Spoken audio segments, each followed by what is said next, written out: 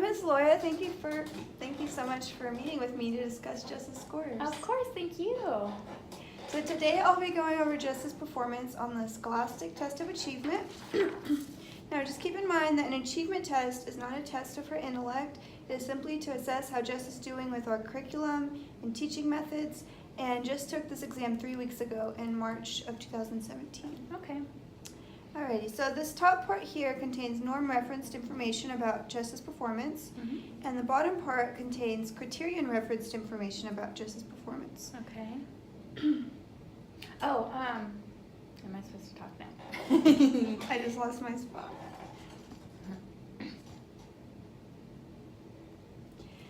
Criterion-referenced information will give us information on how Jess performed on specific objectives or standards. Let's go over Jess's norm-referenced information first. Norm-referenced information compares Jess's score to a norm group scores.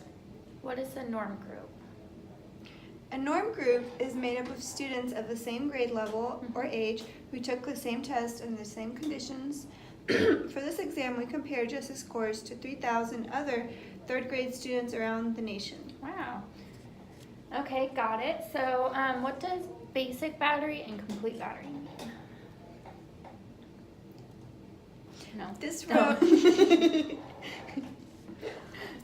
this row labeled basic battery gives us Jess's score on all of the subjects except science and social studies. It includes her scores on reading, writing, and math. She got 256 out of 330 questions correct in these areas, so her raw score was 256. Cool. Okay. So the complete battery includes Jess's scores for everything, including science and social studies. And here, her raw score was 303 out of a total of 390 questions. Okay, awesome. So I just wanted to know, was Jess focused during this test? So, well, on the day of this test, Jess seemed to be alert and focused, but we do allow for a standard error of measurement with the percentile bands, which are here. The percentile bands take into account things like student illness, student tiredness, and students guessing on questions. So these percentile bands are a pretty good indicator of how Jess would do on this test if she took the test many times. She would most likely score within the standard error of measurement, which is 4. So her complete battery score would range from 484 to 492, So as you can see on this bell curve, Jess scored about average. Okay, that's good to know. Are there any specific subtests that you would like to go over? So right here, where is it? Word analysis. I'm not really sure what that means. Can you explain it to me? Sure. Word analysis includes breaking down words into things like suffixes and prefixes to be able to understand their meaning, and Jess scored in the 47th percentile in that section of the test. Ooh, that doesn't sound good. Did she fail it? No, scoring in the 47th percentile means that Jess scored better than 47% of students in the norm group.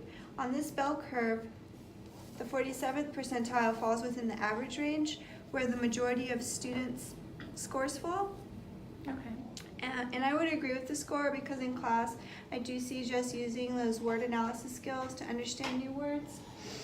I think she could be stronger in this area. We will be reviewing common prefixes and suffixes in the coming weeks, and I think that will really help Jess even more in this area. Awesome. So can you tell me more about how Jess is doing in reading comprehension? Yes, on the reading comprehension section, Jess scored in the 68th percentile, which is also in the average range and actually slightly above average. Do you read with her often? Yeah, I do. I've actually read with her every night before bed since pre-K. She really enjoys reading. So now for scaled score, what does that mean, like right here at the end?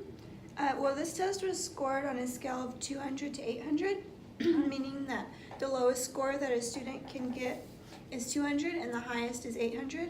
Okay. In reading comprehension, Jess scored 548. Most students score between 400 and 600, so she is on the higher side of the normal range in this area. Okay, awesome. Now I'd like to go over the criterion referenced information next. This section is going to break down content areas into more detail and give us information on how Jess performed on specific objectives. Are there any subtest areas that you'd like me to go over in this section? Yes. For life science, what exactly does that mean? Or Life- include? Mm-hmm. So life science includes knowing about organisms and their conditions to environments around them. Connections to their environments around them. And as you can see, this is an area that Jess did really well with. She got 7 out of 7 questions correct. And I agree with her score. She always does really great with science, especially when it comes to organisms, environments, and such. Yeah, awesome. That's great. I've never really been that much into science. I'm glad that she's taken an interest in it. Although I am concerned with her scores in social studies. So can you explain what's going on in that area?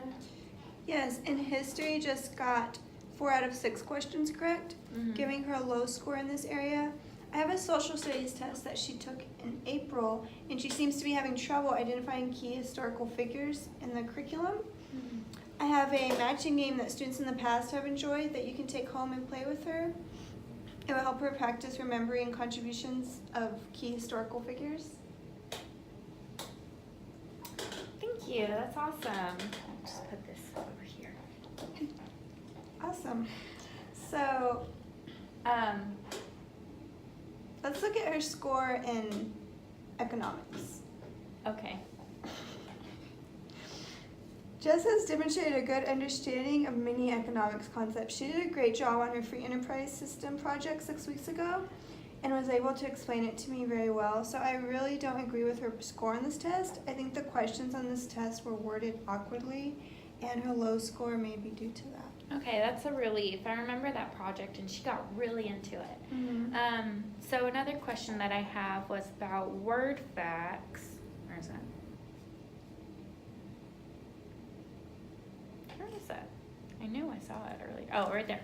Number facts, right there. She seemed to have scored low on that, so I was just kind of concerned. Well, number facts are basic multiplication, division, addition, and subtraction facts that children should memorize and be able to solve with little thought. I do recommend that Jess practice her multiplication facts, especially 7s and 8s.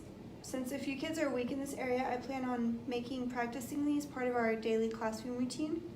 I have a set of flashcards that Jess can practice with, that you can practice with Jess at home. She can either do it alone or as like an activity with you. Awesome, thank you. I think she's gonna really enjoy this. Yeah. I would like to talk to you about Jess's scores in language. Jess is such a strong writer, and I think that ties into her love of reading. Jess scored high on all of the skills tested in language, including capitalization, punctuation, usage, and sentence structure. And I would agree with this. I have some of Jess's writing samples here. Oh, okay. Sorry. Okay. We're just start at what is it? I would agree with this. Okay. Yeah.